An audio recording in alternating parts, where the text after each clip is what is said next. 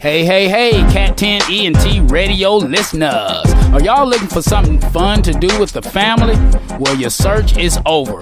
October 8th is the date you need to mark on your calendar, because October 8th at Denny Dobbs Park from 10 to 2, it's fall, y'all. That's right. Cat 10 ENT Radio will be hosting and in the house, where we'll be hosting a live free event. That's right, live free. I had to break that down. Live and free. It's going to be free food out there, free information, gifts, fun games, live performances. It's just going to be loaded up. It's going to be awesome games out there, inflatable games actually, where you can win prizes, like I said. And also we're going to have things to give away for the people that don't win. We're going to have raffles, snow cones, free food, beverages, just so many great things going on in this environment. Resource tables where you can get information about suicide prevention and mental health services in your community. Just so many things. I'm so excited about this event. It's going to be the biggest one of the year. So it's put on by the Council for Alcohol and Drugs.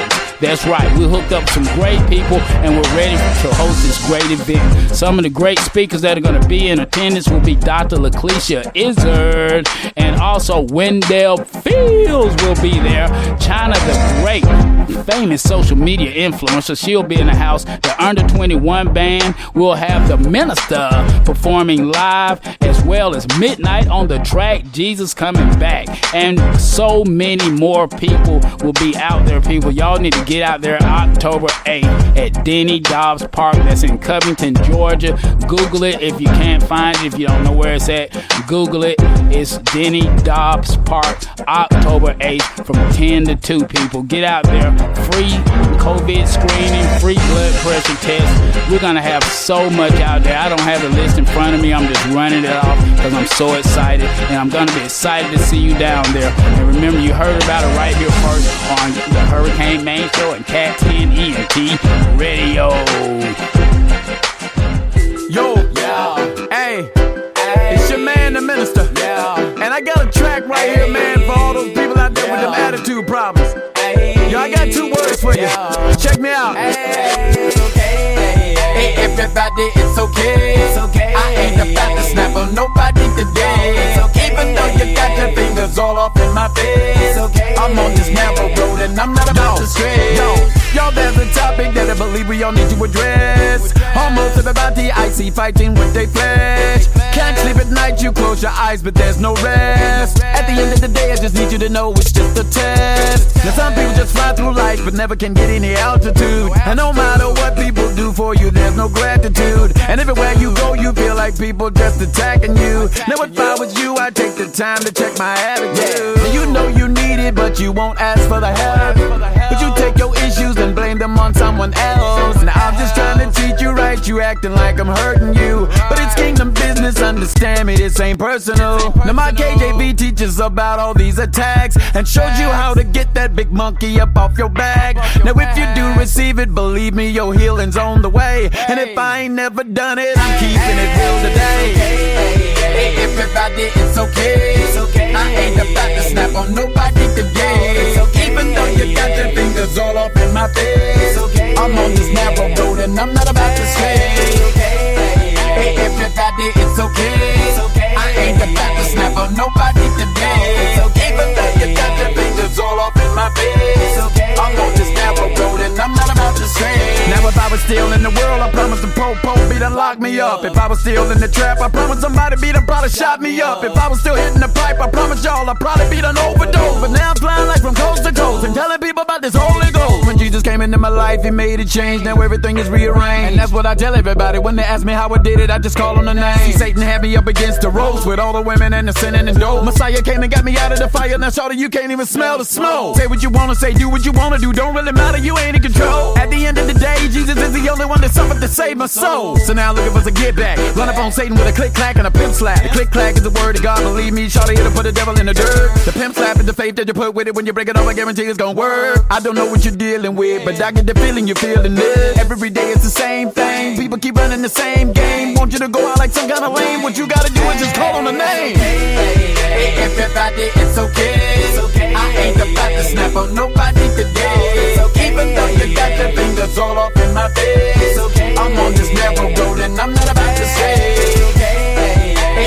everybody, it's okay. I ain't about to snap on nobody today.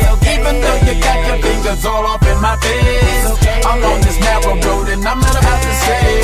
Hey, everybody, it's okay. I ain't about to snap on nobody today. Even though you got your fingers all off in my face, I'm on this narrow road and I'm not about to stray. Hey, everybody, it's okay. I ain't about to snap on nobody today. Even though you got your fingers all off in my face, I'm on this narrow road and I'm not about to stray. All right. We're back with more of the Hurricane Main Show. We got Afiya King right here in the building. You still with me, sister? I'm here. All right. Actually, she's not in the building. She's on the phone, okay? But she's in the building, you know, in my heart. You know what I'm saying? I don't know. I won't even go there. But anyway, well, sister, in the first segment, we talked about we were going to get to know you and everything. You said you grew up in Philadelphia. You know, I did not know that. I thought you may have been from down here.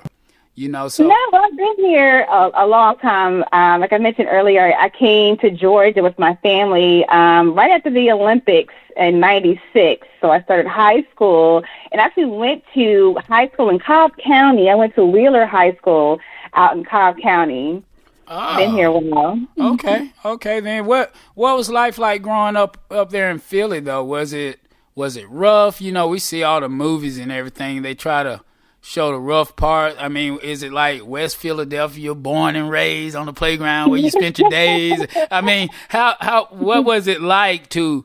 I want the listeners and myself to know what was it like for you to see, so they can see that they're no different from us or we're no different from them. You know what I'm saying?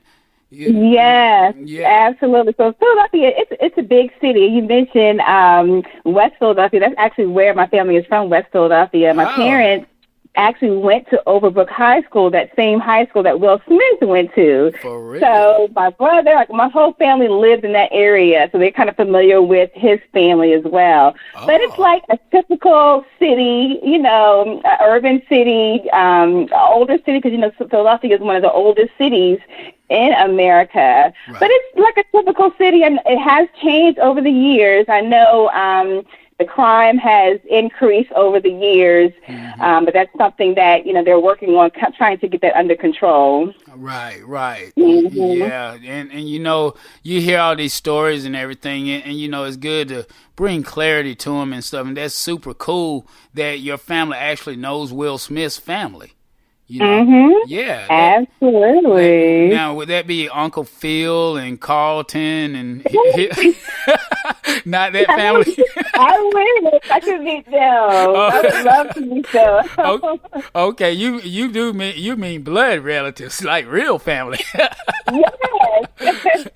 Well, that's cool. That's real cool. Yeah. Well, go ahead. I also lived in New Jersey, so I was also kind of raised in New Jersey as well. Spent a lot of years in South Jersey, and the town that I lived in Jersey was Mount Holly. So it was a small town, just one high school, a middle school, elementary school, and everyone, you know, this small neighborhood where everyone knows each other. You know, we walk to school in the winters and the summer. It's a nice community in Mount Holly, New Jersey as well. Oh, okay. Okay, that's cool. So what sparked your interest to pursue the career that you pursued in the mental health industry? Yeah, so actually, after graduating from high school, I went to Georgia State University. I got my bachelor's degree in biology and chemistry. And from Georgia State, they had a summer program for recent graduates. And the program was at the CDC, which is the Center for Disease Control and Prevention. So I took that position. It was like a temporary student position, and I was working in the Global Immunization Division there. The position was temporary, so it lasted the summer, but we got along so well, they needed an additional person to kind of stay longer, so they actually brought me on to stay longer throughout the year. And that position is where I really understood what public health meant. Public health, you know, typically people think about healthcare, they think about primary health, like going to the doctor, getting checkups. But when you think about public health, it's looking at the health of the community as a whole, not just the individual, but the entire community. What do you mean? What do you mean, like the current state of mind of everybody? I mean, what do you mean, like as a whole? As a whole, as far as everyone in the community, the neighborhood, like, for example, public health programs like immunizations. Immunizations are to protect the community as a whole, not necessarily one particular individual. You think about cancer screenings and tobacco cessation, like those are all public health because we're focused on the entire community, entire neighborhood. Just thinking about the COVID outbreak, the pandemic, it affected everyone in the community, not just one person, because it spread so much. Yes, right. So different public health strategies with the social distancing, wearing a mask, getting the vaccine, those were meant to protect the community and spreading it. So you think about public health as a wide range of people that we're focused on and not individual health. Does that make sense? Yeah, it makes a lot of sense. And I guess, so is that pretty much what you do for your job now? Yeah, so at the council, so from CDC, I got my master's from Morehouse School of Medicine. I got my master's in public health from there, and I did an internship with the Council on Alcohol and Drugs, and from the internship, they hired me to work there. So the typical work that we do is really surrounding substance abuse prevention. We do have some suicide prevention programs, but it's really about underage drinking prevention, marijuana prevention, prescription drug prevention, anything related to substance abuse prevention is what we focus on at the council. Wow. So if you don't mind, what are some of the methods that you use? Is it to prevent young people from consuming alcohol or drugs? I mean, is there like seminars or classes or organizations you bring them into your organization? What do you usually do? Absolutely. So we implement a wide range of prevention and early intervention programs. So we actually do things that are called individual programs where we have a curriculum and we'll go into the middle schools and high schools to implement that particular curriculum to the students. We also do statewide programs. We do media campaigns to really educate the state about prevention and substance abuse prevention and strategies to avoid using substances. We reach youth, parents, businesses. So the council has actually been around since 1969. So we have 53 years of prevention experience targeting alcohol, marijuana, nicotine, opioids, other illegal substances, as well as prescription drugs. Wow. So we implement a wide range of programs. We do environmental strategies where we have various billboards in the community with information. We have PSAs on the radio, PSAs on television. It's a wide range of strategies that we target families with, just not just youth, but adults and parents, and also alcohol retailers. That's another thing that we kind of implement, where we provide resources to those retailers so they can understand the importance of not selling alcohol to minors. Right. We give them resources and tools. We have books that we give them where it has a sample of a driver's license from each state, so they know what the current driver's license looks like from California, per se. So if someone were to come in with a fake ID, we give them this resource for them to check it immediately to see whether or not that is a legit ID of someone who's legally able to buy alcohol. Wow, that's incredible. So you're working with the police departments and everybody, pretty much, right? Yes, right. Various sectors in the community, law enforcement, faith-based communities,